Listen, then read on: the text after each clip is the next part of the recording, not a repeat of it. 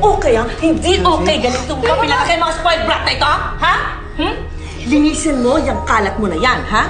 Punasan mo ng basahan. Pag hindi, ilan ang pasok kita dyan. Sige, sige.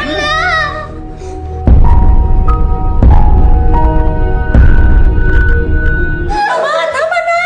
Nasasaktan yung bata, eh! Lola, ako na lang po maglilinis. Ako na lang. Hindi! Kailangan siya matuto. Pabayaan mo yan! Bitawan mo yan! Gawin mo! Huwag mo sasaktan yung kapatid ko! Ano?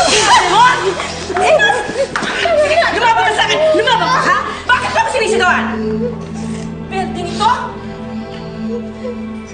Mga walang utang na loob. Mabuti pa sana. Pinatulog ko na lang kayo sa kalye. Lumayas nga kayo. Lumayas kayong lahat. Lumayas kayong lahat dito.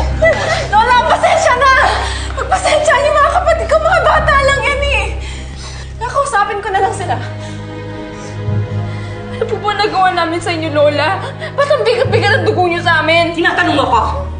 Ito ang sisihin mo. Ang mami niyo. Sinuway niya ako para sumama doon sa manlulokong lalaking yon.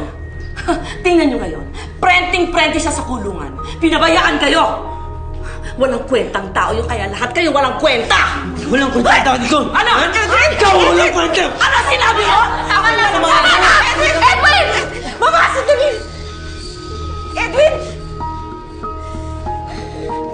Please.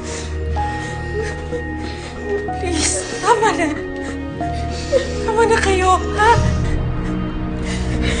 Tama na. Tama na yung mapalahis tayo ng isang beses isang araw. Edwin, mag-sorry ka na lang sa lola mo. Sorry ka na lang. Sorry. Hindi ko nadidinig. Sorry, Lola. Lakasan mo! Sorry po, Lola. Ganyan.